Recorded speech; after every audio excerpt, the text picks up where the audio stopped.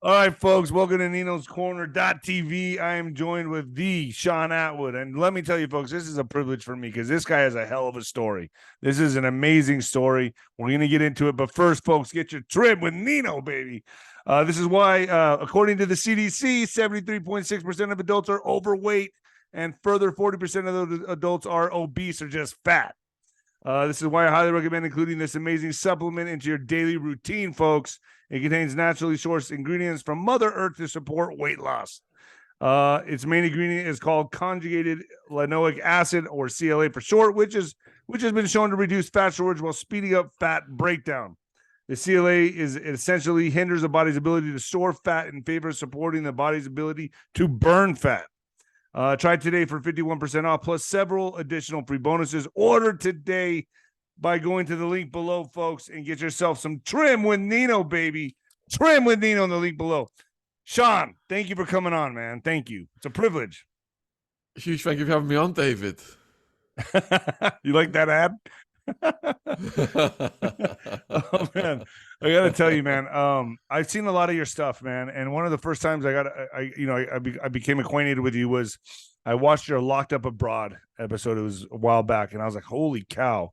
I've seen your stuff on YouTube, but I didn't really know your history. I saw your face, and I was like, I recognize that guy. And there was a story on you on, I guess it was National Geographic. You said it was National Geographic. I don't remember exactly the channel, but I remember watching this going, damn, dude, like crazy life.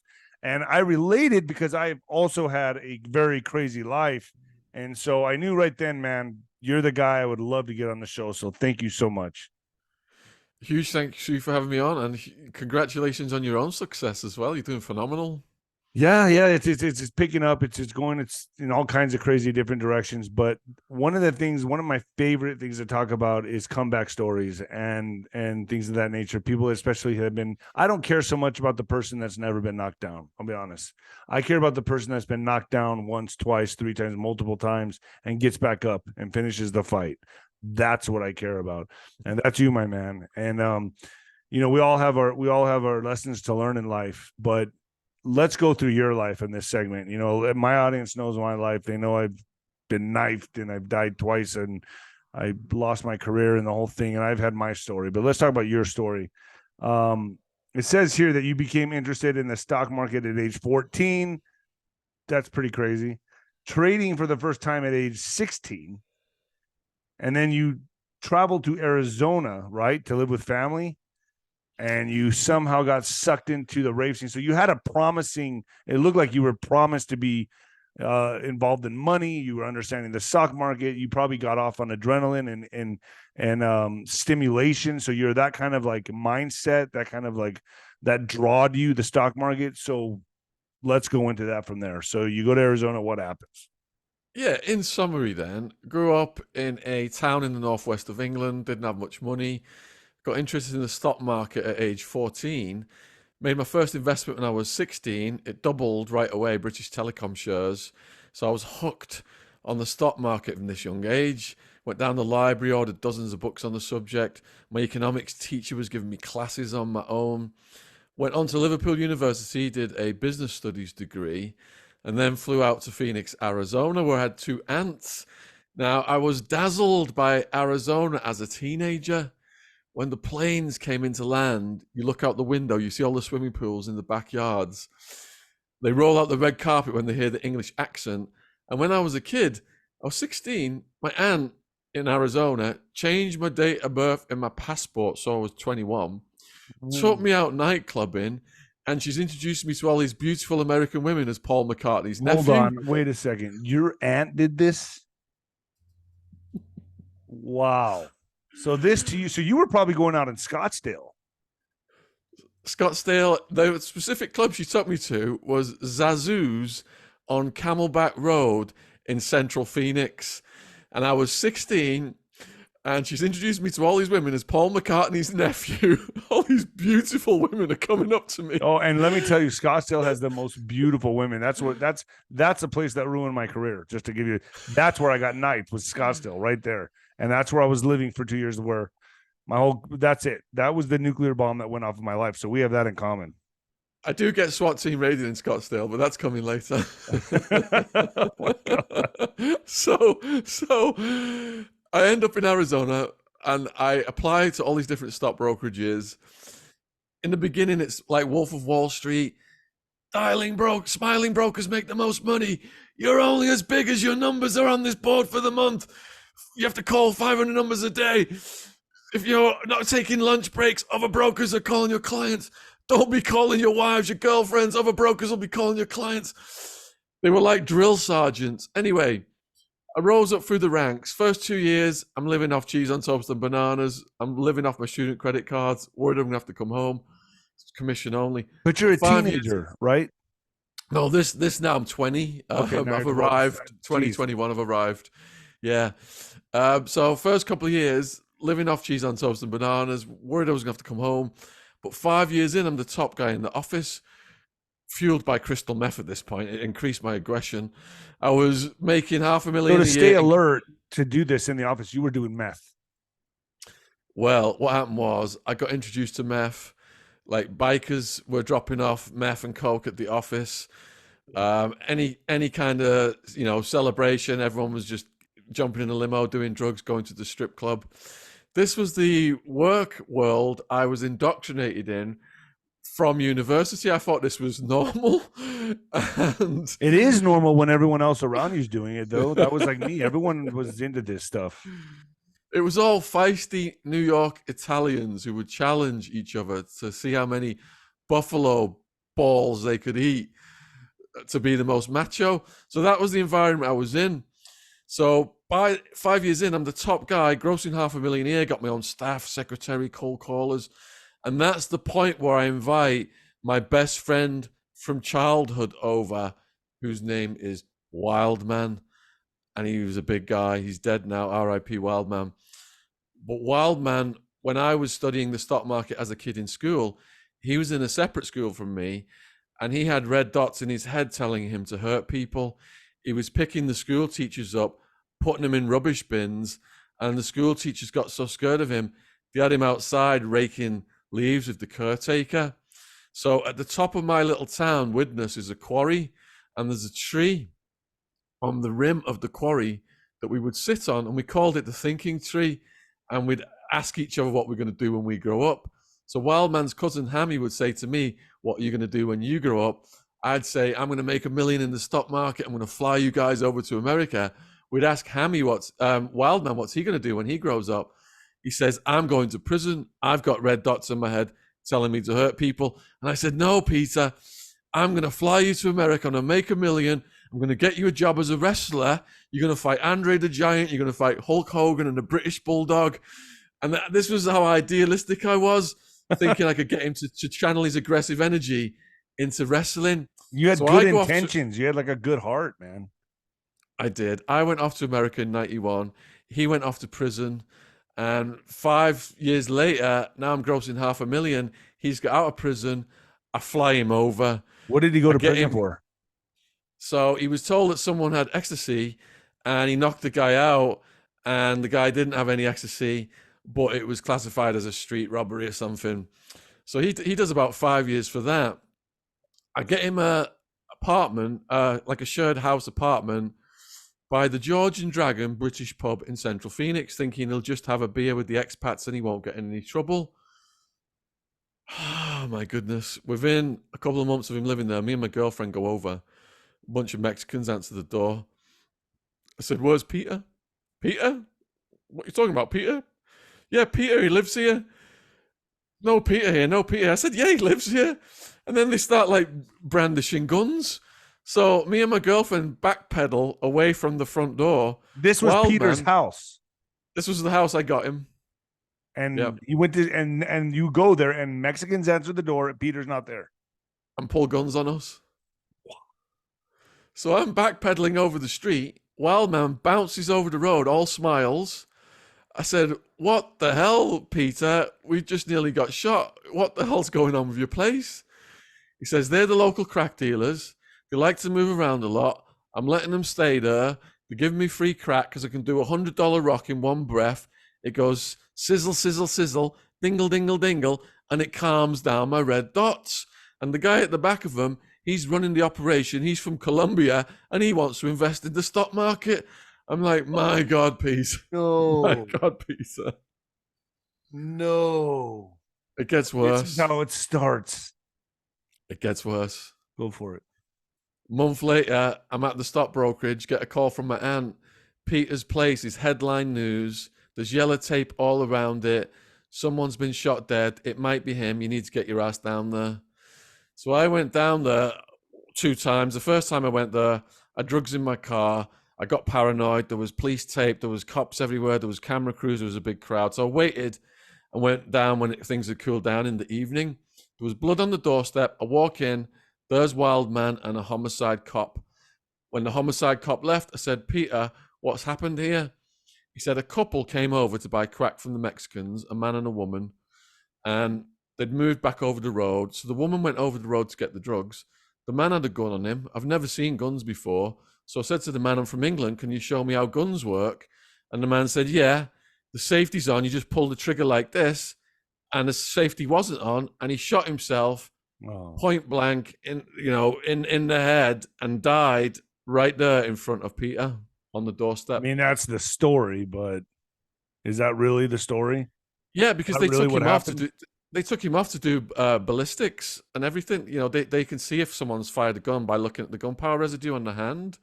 So they let him go after they'd run all the tests, and he didn't want to stay there for much longer, understandably.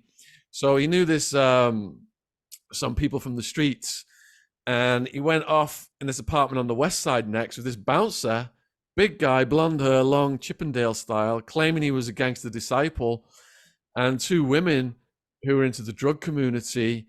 And I went up, wrote a check, and then the next day I got a call from the woman who rented it to me, who took the check, and she said that Peter's been evicted. I said, why has he been evicted? She said he's beat his roommate up. So, well, how do you know he's beat his roommate up? What proof have you got? She said the roommate was seen running for his life through the apartment complex at night with plasterboard powder all over his face and head, and there's human head-sized holes in all of the walls. So fortunately, he'd done that so fast, I was able to stop the check. One of the females, her boyfriend was behind on the rent in Tempe in a complex called Rancho Murrieta. We put him in there, and that is when the criminal enterprise started, because wherever he went, what he did was he invited in all the homeless people, all of the street people, the Native American transgender street walking sex workers, the gangbangers, the Mexican mafia, Italian mafia, Russian mafia, striptease girls. It was just non-stop, 24/7, meth, crack, whatever drugs he could get his hands on. It was just non-stop. And it was through going to Can I ask you the most obvious question my audience is probably asking right now? Like, what was your attraction to this guy? Why didn't you go the other direction, man?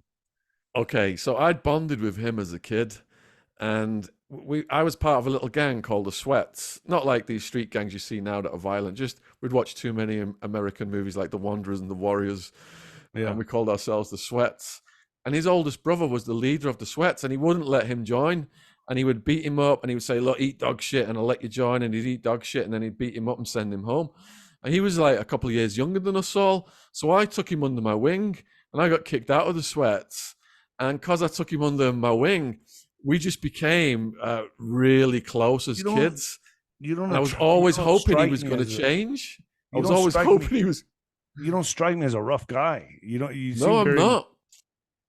So were you attracted to that people of that kind of life? Like, because you don't seem like you'd be in a gang, dude. You seem like because I was raised around that, and you don't fit the stereotype. No, I'm a business studies graduate gone wild. My problem is I'd watched too many movies and I got gangsteritis. That's when a nerdy guy like me starts to meet these characters that Wildman introduces me to through this apartment. And now I think I'm a character in a movie like Pulp Fiction or something like that. I have never claimed to be a tough guy or a gangster or anything like that. I'm a business studies graduate, a finance guy. I've got, soft. Yeah, but that attracted you for some reason. That attracted you. Those type of people attracted you for some reason. It's the same thing with boxing. Like, there were certain people that always hung out with me. I remember them. They were always these lawyer guys, these corporate type guys, because they couldn't do what I did. They couldn't get in the ring and fight, but they fought in different arenas. So they loved to be around the fight game because it was something that they wish they could have done. Was that kind of the same thing with you? Is that what attracted you? Is that why it pulled you? I couldn't do what Wildman did. I had social anxiety as a teenager. I was almost beat to death by some drunks. They left me unconscious. They iron bar in the face, knocking pieces of my teeth out. So I got these veneers. And after that, I wouldn't talk to strangers. I wouldn't talk to women. My social anxiety was compounded. But with Wildman, and then when taking ecstasy as well, I wouldn't stop talking to people. I was the life and soul of the party. So for over 10 years, I was self-medicating for my anxiety. And Wildman opened the door into these worlds I never would possibly have got into. So when he's at Rancho Murrieta, this is where I established a relationship with the New Mexican Mafia. So by now... New Mexican Mafia or the Mexican Mafia? The New Mexican Mafia, 𝗬𝗵𝗲𝗍. Okay. Yeah, so there was a couple of situations in Rancho Murrieta. The first one, I'm now starting to get more into the ecstasy with Wildman over, and we're having a house party in one of the apartments in Rancho. I'm supplying the pills. This ruggedly handsome Mexican-American guy comes in, G-Dog, he's got the prison tattoos. He's supplying the weed and the coke. And I get talking to him. A cop walks in, says, I could smell weed from outside, nobody move. G-Dog just whips his gun out, puts it in the cop's face, and says, the only one who's not leaving is you, motherfucker. Everybody run. I've never seen anything this heavy before in my life. I'm shitting myself. This is beyond gangster-ritis. Beyond gangster-ritis. We've got multiple apartments in this complex now. We're operating out. So I go to an apartment run by one of my guys, Fish, and another guy called Seth, and we're crapping it. We're like, because everyone just ran everywhere. We're thinking the cops are going to come. Should we flush our shit? We don't want to get caught. We're going to go to prison. Next thing, bam, bam, bam, bam, on the French window. We think it's the cops. Open it, and it's G-Dog. He's like, let us in, let me in. We let him in. He schooled us right away. Turn off the lights, turn off the TV. Nobody make a noise. If the cops come, they can't get a warrant that fast. Don't answer the door. Blah, blah, blah, blah, blah. So we all just sat there, crapping it, waiting for the cops to come, which they did. They knocked, and then they went next door. Now, at the end of the night, I said, look, you're too hot in this area. Why don't I take you to a house I got in Phoenix to cool off? We'll shoot some pool. And that's what we did. And at the end of the night, he said, look, Shaun, because you and your mates had my back, me and my brothers have got your back. I had no idea what that meant. So wait, what happened to the cop? The cop, G-Dog held him while we all escaped. No, he held him while we all escaped, and then he ran off. Okay, so he just, oh, wow, okay. And he tapped on the window where we were at. So we harbored him. Wow. Yeah. Good move. So a couple of months later, he says, come and meet one of my brothers. So I go to this street in Tempe with all these lowrider cars, and his brother answers the door, little guy, short, no hair, looking at me with this mean face, like suspicious. And he hears my English accent. He's like, damn, you talk funny. I guess you are from England. Come in and meet my homies. So I go through to this living room, all these massive tattooed Mexican-American guys. They've got the chains, the wife beater vest, the shorts below the knees, and slabs of crystal meth, coke, weighing apparatus, guns, all laid out. And they're looking at me like they want to eat me. They're like, this guy does not belong in here. That's the way they're looking at me. So I'm crapping it. I'm looking around the room. I see the biggest TV I've ever seen in my life. They've also got another TV that's watching the road. So all the cars coming and going so they can't get raided or you know, the enemies can't arrive and surprise them. But I look at the big TV. Like, oh, shit. I do a double take. I'm like, that's not an ornament on top of the TV. I've seen one of them before. Where was it? Oh, yeah, it was in a Rambo movie. Rocket-propelled grenade launcher on the TV. Bro? And they had a camera installed outside on the street so they could watch the street? They're watching everything. Smart, man. Smart. So I'm thinking... That's a serious operation right there. Yeah, I had no idea who they were. I didn't know until they got arrested who they were. And that was a couple of years later. So I got into business with them. And one of the guys I met in Rancho Marietta, older Mexican-American guy, silver, swept back, stately hair. So I'm still a stockbroker at this point, and I get a call from Fish, who's one of my guys in Rancho, who's selling E for me. And he says, grab Wildman and Seth. Something's happened. They need you guys to come over right away. I'm like, what's happened? He's like, I'd rather not say on the phone. I'm like, oh, shit. So I go looking for Wildman. He's collecting crack debts for the Colombian in Central Phoenix, so I can't find him. So I go to Fish's apartment. He answers the door, and his girlfriend's crying. I'm thinking, oh, no. Someone's assaulted her, and they want Wildman to beat him up. And then I'm looking at them, and they're not saying anything. I'm like, what's the matter? What's going on? They're just not saying anything. And I hear this noise. Zzz, zzz. Like, what the hell was that? And they both just look over to the other room, and they're like, you better go look in.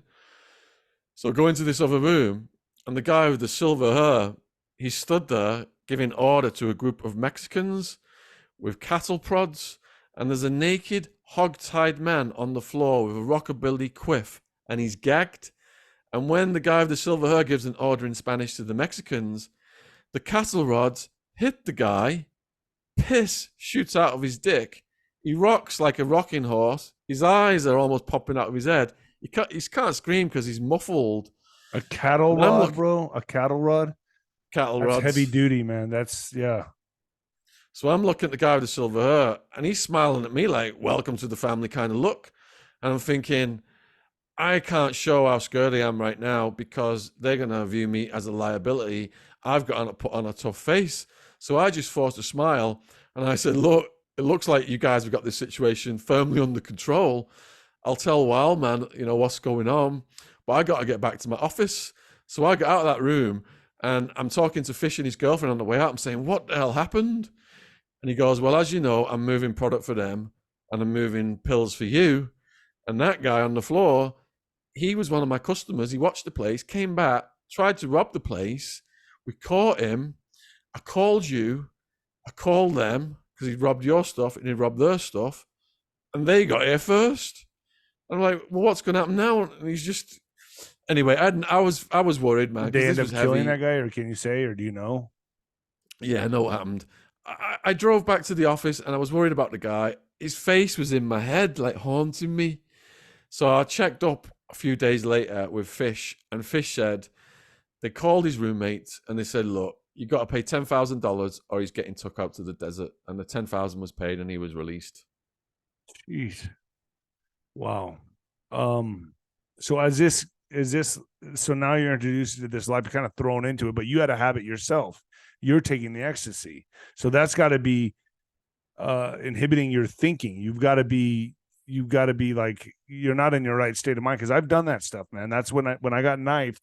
I was on X, I was on Molly, and I was drinking a lot. I was drunk. I was plastered, 3 sheets to the wind, and also on Molly. So I was doing it all as well. And it was in Phoenix. So you're obviously, now you're dealing drugs, you're doing all this, and you're not in your right state of mind, correct? I mean, you're just kind of going through life at this point in like Mach speed, like just going. So when does the trouble start coming for you? Oh my goodness. So this is just the beginning of it. I'll try and summarize then, because I had like a 4 or 5 year run.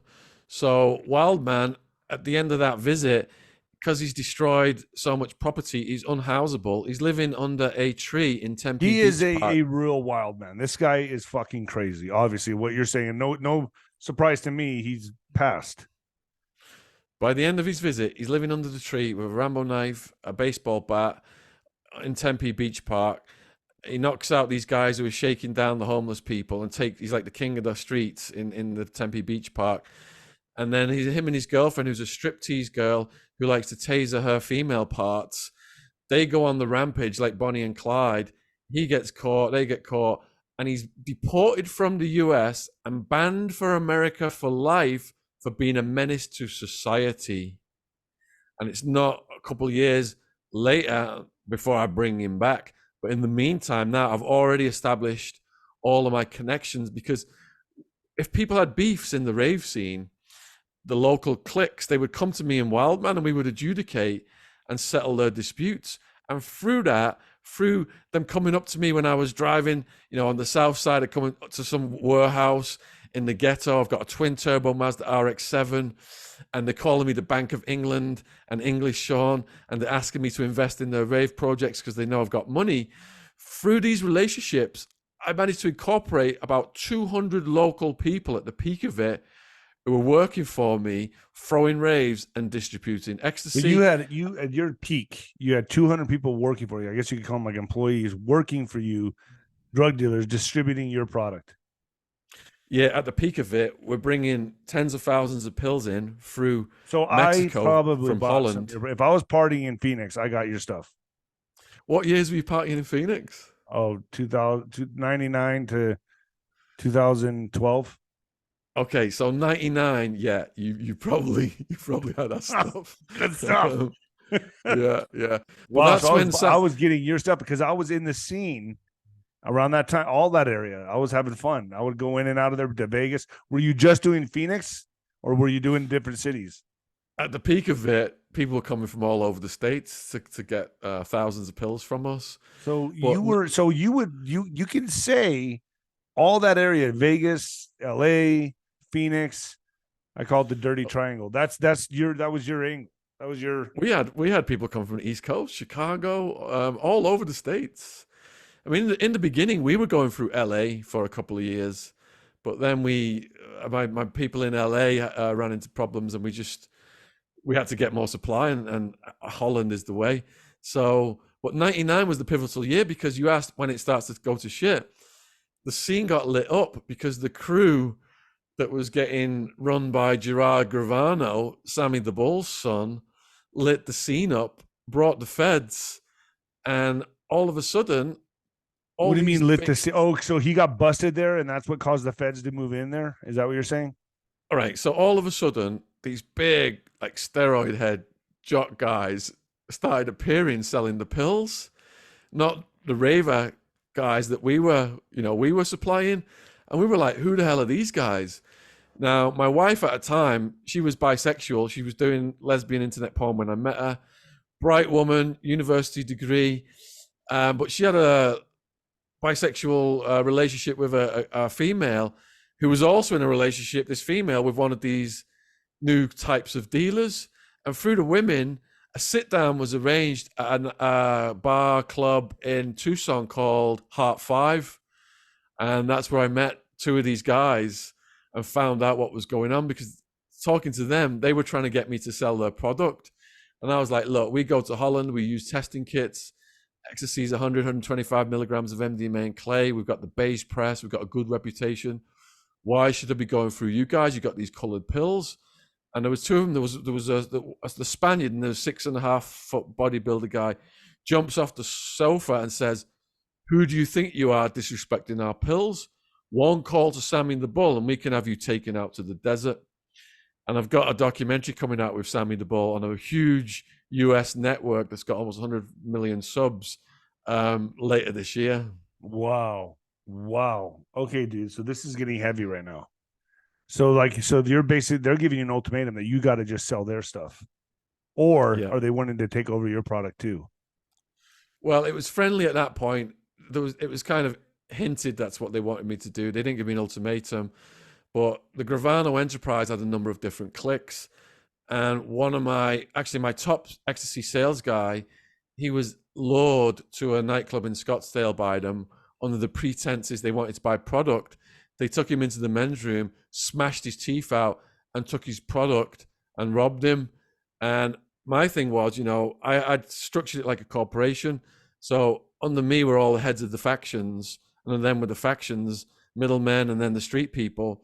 If anyone heads of the factions got smashed or anything arrested, that's my protective shield pierced. So when they knocked his teeth out, that was my protective shield getting pierced.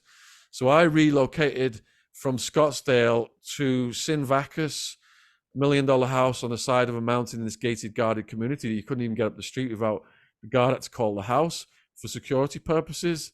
So that's where I was around 1999, living on that hill. And oddly enough, Paul McCartney was a few miles No. down the mountain range. Oh my my uncle, God. my uncle. Dude, how much were you making in your peak? All right, so Because I with know this that scene document, was huge, bro. I remember how big that was back in the day. I mean, everyone was on ecstasy. I mean, I remember, damn, dude, I remember everyone was on that stuff, man. I remember I was doing it. Like, I would take 2, 3 doses a night. Sometimes I was out of my mind. But how much were you making in your peak? we just had to go over this with the legal department for the documentary I've just done with Sammy the Bull, and they estimated that the street value was in the tens of millions, and that the profit was 5 million plus. 5 million plus a year? No, 5 million plus over the 5 years or whatever it was. Okay. So that's still huge. But so you're a young kid, In my partying, late 20s. late 20s at this point, just fucking partying, making massive amounts of money at this shit, and just living the life of whatever, well, what some people would dream of, right? People like us. Like, so okay, so let's get to the point that, and I know we're limited on my program, but let's try to get into it. What made you stop? How'd you get thrown in jail? What was the final boom, the final cut? All right, let me just say also for people, I'm not trying to glamorize with those Absolutely numbers. not. And I work in schools now in drugs education, telling young people, kids, scaring the living daylights out of them with the jail conditions and what can happen to them if they go down that road of drugs and gangs. So the shit hit the fan. They had 10 witnesses come forward and give them statements, but the only one who did harm was my top 𝗪𝗧 sales guy whose teeth had gotten knocked out. Because when 𝗏𝗲𝗻 came back, Skinner was my little brother. That was the top 𝗪𝗧 guy. And when 𝗏𝗲𝗻 came back, now we've got Big Brother. And I was spending more time with 𝗏𝗲𝗻 than Skinner. So there was a jealousy there. And Skinner plotted. He was doing meth. He was smoking sherm sticks, doing crack. And he decided to organize a firebombing of Wild Woman's apartment. That was 𝗏𝗲𝗻's partner. And to send some guys as saviors to say, get in the car, bring your product, and they were going to take the product. But they'd underestimated Wild Woman because she's a Scouser, which means she's from Liverpool. And actually in the footage, she's a tiny blonde woman. But in the pre-surveillance, it shows her running down a street in Tempe with a giant fan trying to smash 𝗏𝗲𝗻's head in, and 𝗏𝗲𝗻 running away. And just to get an idea of 𝗏𝗲𝗻's size, when he died, he was 6'2" and 29.5 stone. Which so is, I think that's like 450 pounds, something like that. He was kind of obese then, right? He was like a burr, because when he was in Mexico, we sent him down to Mexico to pave the way for the you got to be okay with the cartel if you're going to run stuff through Mexico. And when I went down to Mexico, my mate said if he behaves like he's behaved in America, the Mexicans would kill him. Yeah. When I went to Mexico, the cartel guys were running around in military jeeps and asking me if I could send them any business their way. And we were okay to do the pills through there. So wait, you were going to send them product to Mexico? You were going to start shipping to Mexico? So not only did you have Phoenix and all that, now you were going to start going to Mexico. What we did was we stopped bringing it in from Europe to the US because we lost a couple of guys at airports. So we consulted a lawyer as to what we should do, and she suggested bring them in through Mexico. So to pave the way with the Mexicans, what we were bringing through, we would give them some of our product so they were cool with us. So that didn't, impact that. And they love 𝗏𝗲𝗻 anyway. They called him 𝗪𝗆𝗄, the burr, because of his fighting style. He had a left hand. Yeah. And he wasn't like a bodybuilder size guy. He had a big belly. He was physically shaped like a burr, and he'd usually knock someone out with the left and then just maul them like a big old grizzly bear. Yeah. Yeah, also his bear. That's crazy. Golly. Yeah. So you're about to set up operation in Mexico, and then what happens? So what happened was the shit hit the fan. Skinner, like I said, he did a firebomb attack on 𝗏𝗲𝗻. The firebomb came through the window, almost hit her in the face. She's got a scar. And 𝗏𝗲𝗻 was on one of his deportations. He was in prison yet again at this point. And he's like, get me out of here.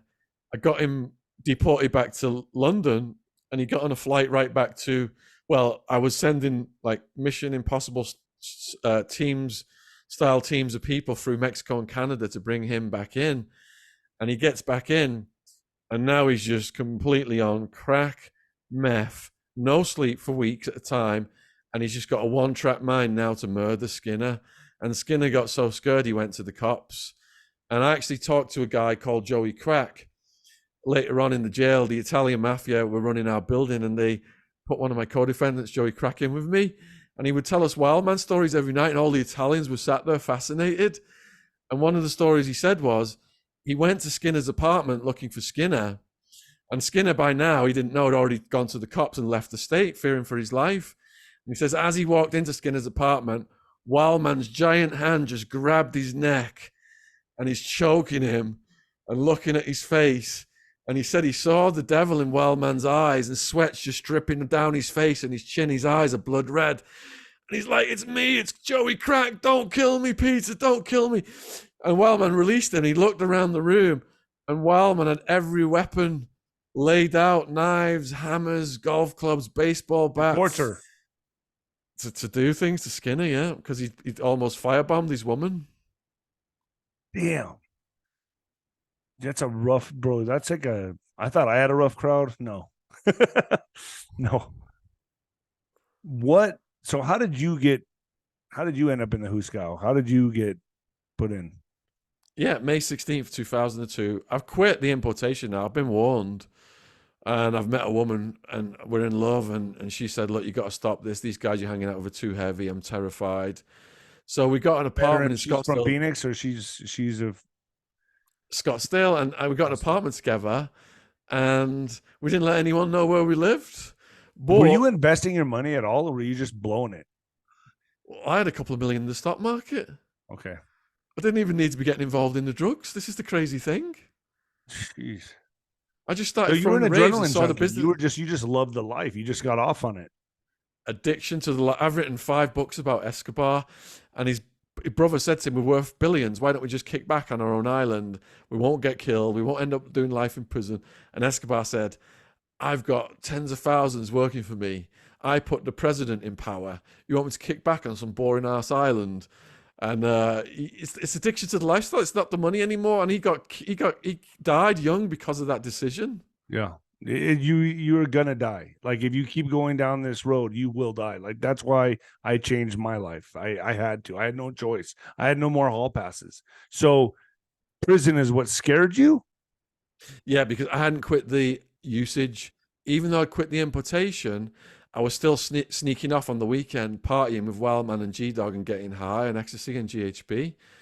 And it was May 16th, 2002. I was on the stock market on my computer in the morning. Bam, bam, bam, bam, bam. And then I'm looking at the people. It's blacked out. I'm thinking, is it the cops, or people pretending to be the cops come to rob me? So I go to the bedroom, speak to my girlfriend. Well, all right, we better let him in. We get halfway through the living room, and then just boom, door just flies off the hinges. Hands above your heads, get on the ground now, don't move. And we just drop down really fast, heart almost popping out my chest. And the detective who I learned from the police paperwork was my nemesis, hoists me up by the handcuffs. He's like, "English Shaun, we finally got you. You're a big name." They were from probably the rave scene. Following you for a while. They were on to you for a while. When I read the paperwork, this guy was in restaurants, sat next to me. They had, at the end, they couldn't figure out who I was until the very end, and then they put a satellite tracking device on my car. But there was approximately 10,000 calls recorded in a wiretap. And I hadn't spoke about drugs. If you watch The Wire, how they use pagers and pager codes. Yeah. Yeah. That's what I did, and that's what I insisted everybody else did. But a lot of people threw my name out, and it was a big conspiracy case then. So then what? You go to jail for how many years did you do in jail? I was fighting my case for 26 months. I was facing. So in 26 months, you were still in prison though, right? You were still in jail while you were Sheriff Joe Arpaio's jail. That's where I was at. Yeah. Wait, the 10 city? What year? I went in 2012, 2013. All right. 2011. Sorry, 2011, 2012. Was it still pretty bad then? Yeah. I mean, dude, it was horrible. It was hot outside. And was that where you were at? The No, vending I was machines were in crap. Fucking, I remember the tuna things and the chips. I'd crunkle the chips in the tuna cans and eat the Doritos and tuna. And then, were you in the same place? It was like in Maricopa. the Maricopa County jail Yeah. system has about a dozen different jails. So Okay. depending upon your security classifications where you go. In the beginning, I was medium, and then they put me in max, and then after that, I went up to super max, and then I got to prison and then deported. So I was fighting my case for 26 months. I was facing a maximum 200-year sentence. I used the lawyer. 200-year sentence. Yeah, in the beginning, and about a dozen charges, and serious drug offender status, which carries 25 to life. So in the second year, because no one was cooperating, in Gravano's case, all 57 co-defendants cooperated quite quickly. In my case, they had over 100 co-defendants, and everyone was really loyal and bonded, and no one was cooperating. So they had to increase the pressure on me. So in my beginning of the second year, they doubled my charges. They charged my girlfriend to stop her from visiting me, and they doubled my bail to 1.5 million cash only. So that's when I was reclassified to maximum security Madison Street Jail. Jeez. So what was your experience like in there? What made you, what point, what was the breaking point for you where you were like, okay, man, like this is, I'm done. I'm cooperating. I'm done. Well, Hard Time is the book I've written about the jail experience alone. And that is, I think, 13 or 14 hours of audio. So Wow. to condense it, it's, I mean, you had a good taste of it in the tents. As soon as I go into Towers, the neo-Nazi Aryan Brotherhood come up to me right away, and they do a charge check. So they take me into a cell, and they're like, "What are your charges, Wood?" And I'm like, I'm new to all this. I've read it, continuous criminal enterprise, conspiracy, crime syndicate. I don't know what that shit means. So I say to them, I don't know what my charges mean. This is not a good answer. Now they've got me against the wall, about to attack me. What do you mean you don't know what your charges mean? Are you a chomo? Are you a chomo? I don't even know what a chomo was at this point. So explain what that is. Pull out my charge. Child molester. It's KOS, yeah. isn't it? Okay, good. Kill on sight for child molesters. Yeah. And I saw that happen twice as well. Really? We can get to that if you want. So I pull my charge sheet out. They see him in for drugs. They're impressed by the $750,000 bail. They're like, damn, what are you in for? You guys the mafia or what? I'm like, no, ecstasy, raves, that kind of thing. And then they tell me, well, this is all the rules you must follow or else you're going to get smashed. If someone calls you a punk or a bitch or hits you, you got to fight back or the whole gang will attack you. You cannot sit with the other races or they'll smash you for that. You got to take showers or they'll smash you for bad hygiene. You can't go talking to the guards. They'll smash you for snitching. So they're just like trying to school me on the prison etiquette. And then they told me I stunk because I've been in the horseshoe for a couple of days to take a shower. And then the next day, another guy had come in. That's when he was a suspected chomo. And I saw him get left, looked like he was in a coma or dead. Wow. So this is insanity.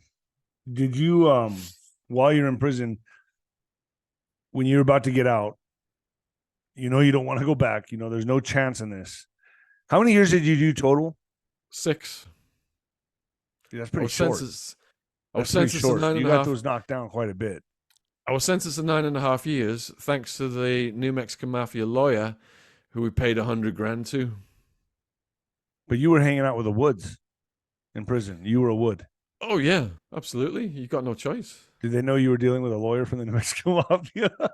Yeah. Guess what? When the Italian mafia took over my building, the head of the Italian mafia was using my lawyer. So that he was an equal opportunity lawyer. This is a great lawyer to get all those. You were facing 200 years, right, in the beginning. Yeah. And not in the beginning. In my second year, because I wouldn't cooperate, they doubled my charges. But this lawyer managed to get all those knocked down to where you were doing 9 years, you got out in 6. Yeah, he had a loophole for first-time non-violent drug offenders and not U.S. citizens. And when I got sentenced and they read it out of my sentencing hearing, the prosecutor and the detective, and my family had flown all over the world for my sentencing hearing. The prosecutor and the detective tried to get my sentencing cancelled, and the judge called everybody back to his chambers and ruled that it stood. And I couldn't believe it. And that was one of the happiest days of my life, getting sentenced to 9.5 years. And God bless Alan Simpson, the lawyer who got me that deal. What were you thinking you were going to do? How much time did you realistically think you were going to do? Well, during the course of the 26 months, I went from facing 100 plus years plus 25 serious drug offender status to 200 plus serious drug offender status. And when I thought I was never getting out, I planned to kill myself. Yeah. And I thought, I'll wait till a guard does a security walk and just slash my wrists and bleed out in this cockroach-infested cell. And what I waited, and then I wanted to say goodbye to my family and friends. And what I mean by that, I was allowed 7 photos in the max jail, and photos of my girlfriend, my mom, dad, sister. And I'm looking at the photos, and to be honest, David, I started crying looking at the photo of my mom, thinking, your mom's going to get a call saying your son has killed himself in a foreign jail. And I couldn't bear the thought of putting my mum through that, and that's what stopped me from slashing my wrists. But then you get the 9.5-year sentence, and you're elated. Yeah. Once you're facing 200 years, your $1 million house on the mountain doesn't matter. Your swimming pool and jacuzzi, your plasma screen, all your sports cars and SUVs, none of it matters. It crushed that material side out. I mean, I've done a TED talk called What Facing 200 Years taught me about happiness. So just to get my life back, your mind just laser focuses on that. So getting 9.5 years, I could see when I was going to get my life back. And that was one of the happiest days of my life. So you do your time, you get out in 6, and throughout that course of time that you're doing, what kind of transition are you going through? What are you bettering yourself? Are you reading the Bible? I don't know. What's going on?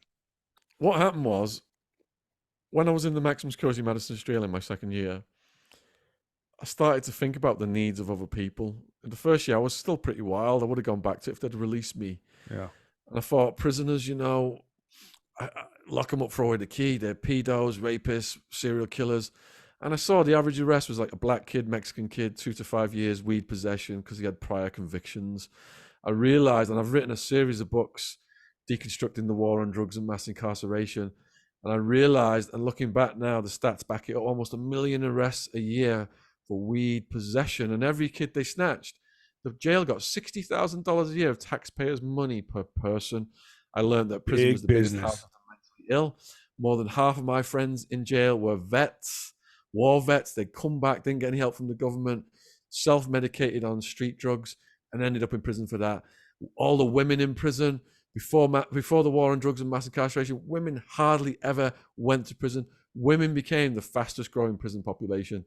So hearing the stories and hearing that they had, these people were addicts to heroin. I thought, addicts to heroin, they're out robbing, snatching grannies' purses, burgling people, lock them up for 𝗀𝗏𝗃𝗍. But when I lived with them for 6 years and heard the sad stories, oh my God, David, they were victims of pedophiles. They'd been traumatized. They'd seen their parents murdered. They didn't even have families. They were thrown onto the streets as kids, raised on the streets, and they'd never got any help. And getting on heroin was the only time they could block that pain and trauma out. And what does society do? Round them up, throw them in a jail like Arpaio's, where guards are murdering mentally ill prisoners. They even murdered a blind prisoner and re-traumatize them. And the guards are bringing in the drugs, and 90% were injecting heroin, and 2/3 of them were dying because they had hepatitis C from shoving dirty needles. I was disgusted by what was going on, and I started to write everything down with a tiny little pencil sharpened on the door. And my aunt, through max security visitation, smuggled those written entries out, put them on the internet as a blog called John's Jail Journal, JON. And that's how my activism started. And it's all still on the line. People can check it out. It's all timestamped, documented. Where can people go to see that? Online. It's just put in Google John's Jail Journal. And you can, my journey starts in 2004 on the blog. I think it's 2004. And people can follow my progress through that. And then the YouTube channel started in 2007. I was released. So we did the first prison blog, we did the first prison YouTube channel. And I'm just blessed that when I got out, I lived in my parents' house for a year. And then I lived in my mate's bedroom for 10 years. I just kept building the channel, building the blog, and building my socials. And as it got bigger and bigger, to where it is today. It's now my karmic duty and destiny to help other people who've been in prison, to share their stories and help give them a leg up. And what I realized, David, is talking to so many people in prison, there's good and bad in everyone. And I try and focus on the good in people and help it come out. And some of our podcast guests, it's been absolutely life transforming for them, what's happened as a result of the podcast. I do yoga, I do meditation. I discovered all that in the jail. And I hope that's balancing my karma out of putting people on that road of drug use that creates so much horror in society. And I only realized that because I thought I was just keeping the party going, throwing the parties. But when I got in there and saw the guys with the hepatitis C and the yellow jaundice skin and the teeth rotting out, I was ashamed of putting people on the road of drug use. And I knew I couldn't change my past, but I resolved to go out and share my story to help young people. My mum had a nervous breakdown over what I did. My sister had to have counseling. And these are the things that I tell the school kids. Think about your parents, because the gang members ain't going to be visiting you. They're going to be trying to get in your girlfriend's pants. If you're going to be your mum, my mum flew 5,000 miles every year, sat for hours, waited outside for hours on end in the Arizona desert to get in, sniffer dogs on her ass and all that shit. And then she gets in and I see her crumpled over in the visitation room, her face broken because of what I've done to my own mum. And that just absolutely broke my heart. You're close to your dad too, right? Oh yeah, my dad has been my rock throughout all this. Absolutely. So your parents were together through this whole process, or were they separated, or? No, my parents. I was a shotgun wedding for them when they were in their late teens. My dad just had his 75th birthday. Happy birthday to your dad. They are just an amazing, wonderful couple. Yeah. So now they see your success and what you're doing for society, and they've got to be just so proud of you. Well, what my mum cares about is the school talks, and she's come to some of them, and she's actually spoke at some of them. And if people go online and look at Shaun Attwood's mum's emotional school talk, the whole audience started crying when she talked about what she went through.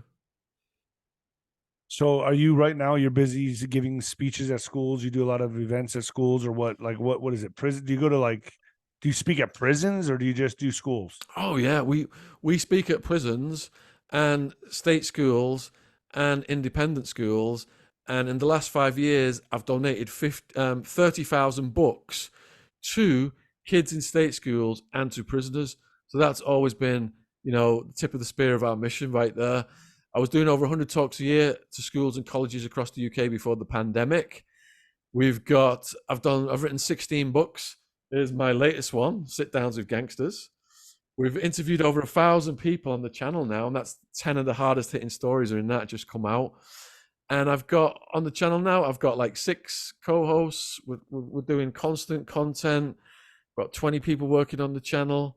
So I just feel absolutely blessed, David, that I've come through it and I've learned these things. It forced me to grow up as a person.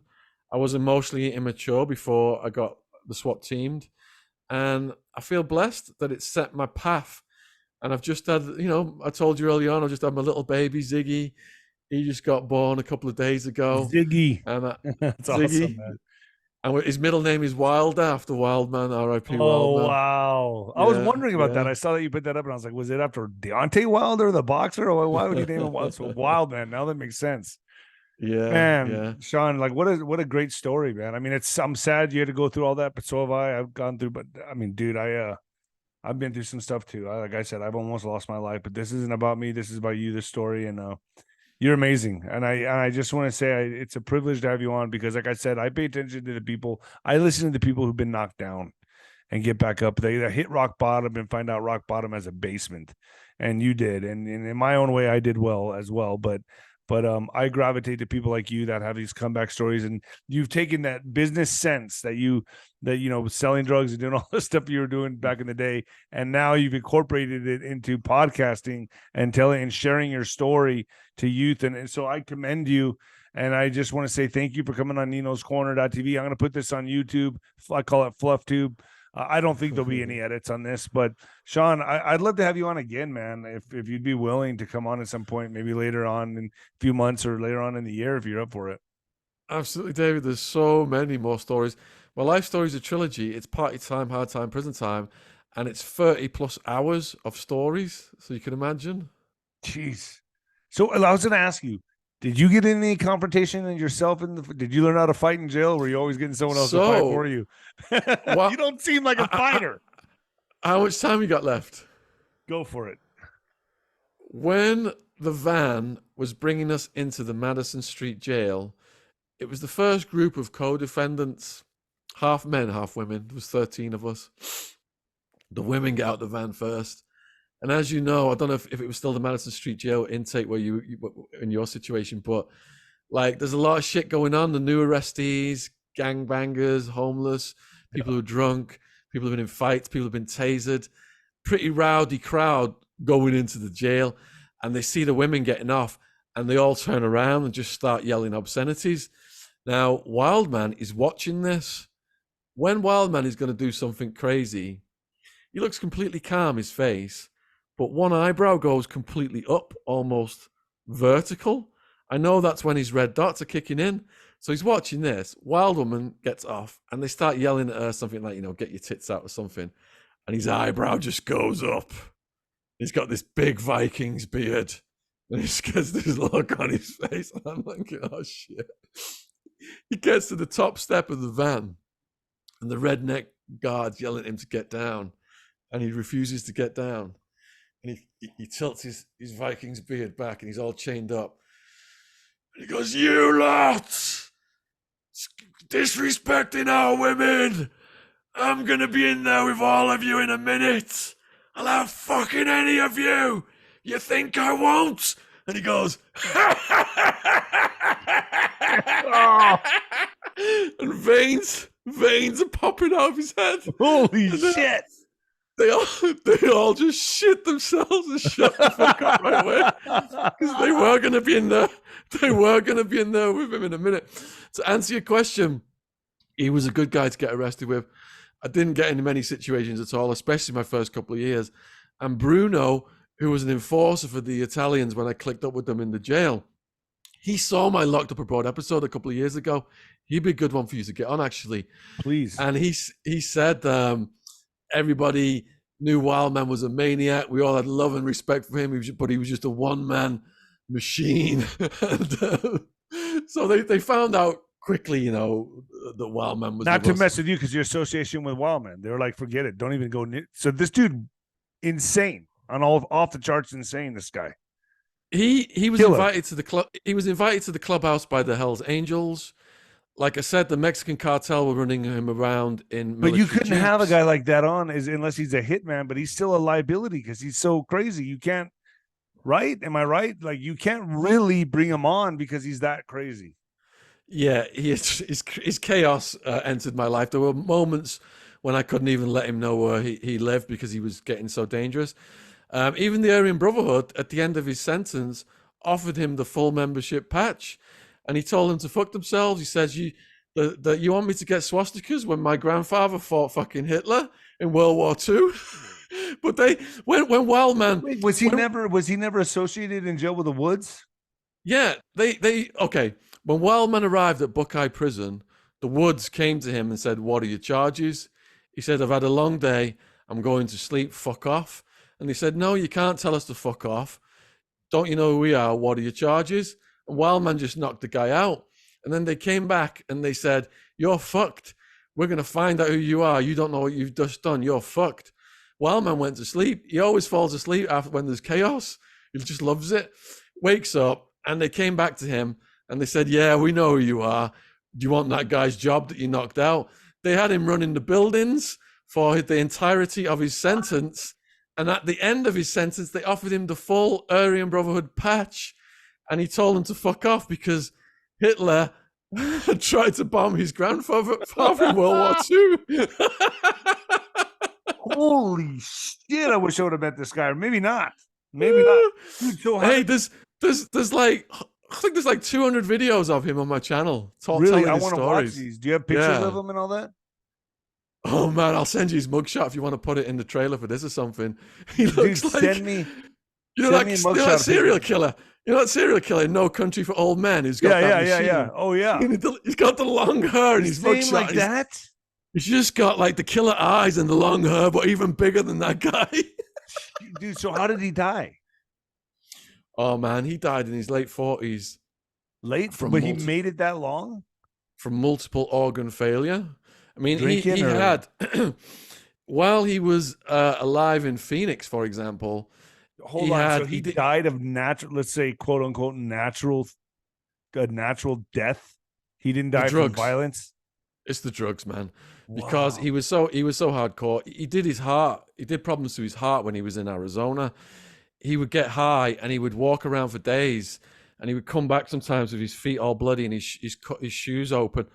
And sometimes though he would just pass out unconscious, wake up in hospital, and he damaged his heart. They had to put a stent in his heart right away.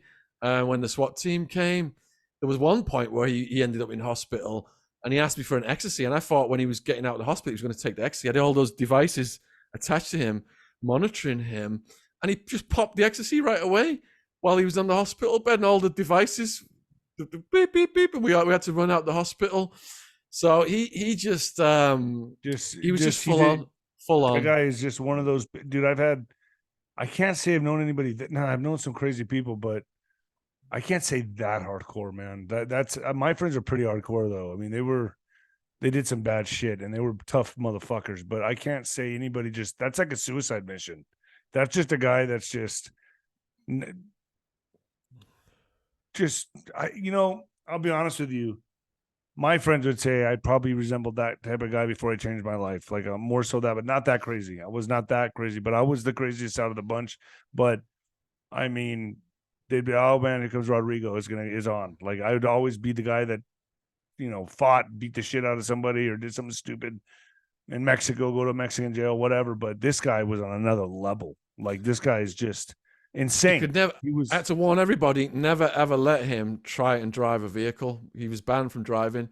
And one of my bouncers, he let him drive, and Wildman immediately just turn the wheel into oncoming traffic. So how did he last till his late 40s? I almost died twice in 2011. How did this guy make it? So he died in his sleep or how? No, it was sad, man. Yeah, he was so he'd started to get like the swelling at the ankles, and he was my co-host, and the viewers loved him.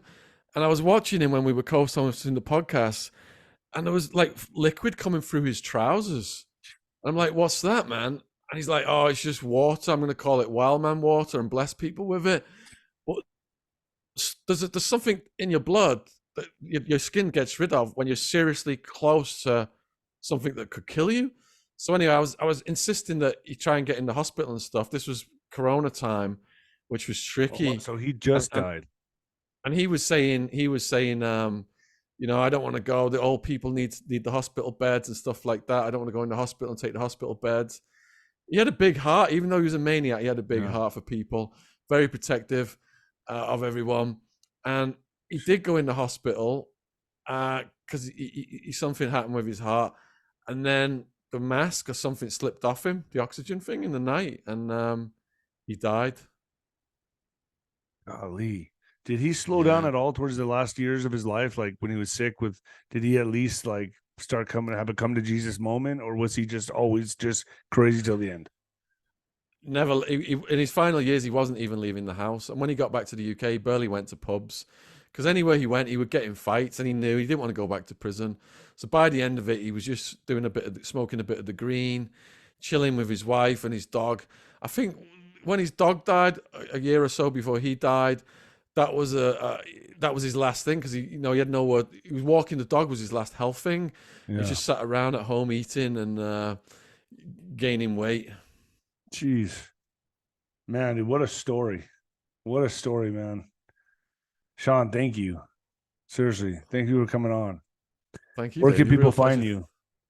Yeah, all my socials, YouTube channel, everything, books. It's all just under my name, which is SHAUN, Shaun Attwood, ATT_Wood.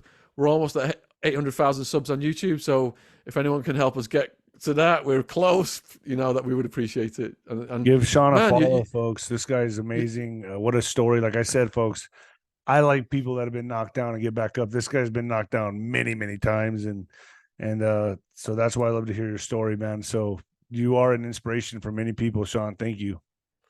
You're so easy to talk to, David. I would love to come back on, man. It's been a real pleasure. Thank you. Let's stay friends, brother. You got a friend in me, man. Cheers. Cheers, Thanks. man. Cheers. Later. Thanks.